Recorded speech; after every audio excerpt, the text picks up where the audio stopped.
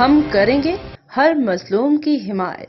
السلام علیکم ناظرین، میں ہوں حورین فاطمہ اور آپ دیکھ رہے ہیں حمایتی نیوز HD چینل۔ نظر ڈالتے ہیں آج کی اہم خبر پر۔ نگران وفاقی حکومت نے پے اینڈ پینشن کمیٹی کی رپورٹ کی روشنی میں پینشن اصلاحات کا فیصلہ کر لیا۔ وفاقی حکومت کے ملازمین ریٹائرمنٹ سے قبل سروس کے آخری 36 ماہ کے دوران حاصل قابل مراد کے 70% کی بنیاد پر مجموعی پینشن کے حقدار ہوں گے۔ نگران وفاقی حکومت نے وفاقی حکومت کے ملازمین کے لیے پینشن اصلاحات ڈرافٹ تیار کر لیا۔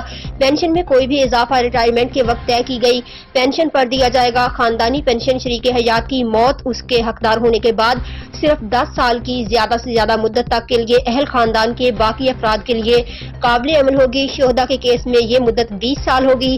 کوئی بچہ معذور ہو تو یہ پینشن عمر بھر کے لیے ہوگی۔ کمیوٹیشن کے لیے فارمولہ 35% اور 65% کی شرح سے تبدیل کر کے 25% اور 75% کر دیا جائے گا۔ ریٹائرمنٹ کے بعد دوبارہ ملازمت کی صورت میں خواہ وہ ریگولر ہو یا کانٹریکٹ پینشنر صرف پینشن یا تنخواہ ایک کا حقدار ہوگا۔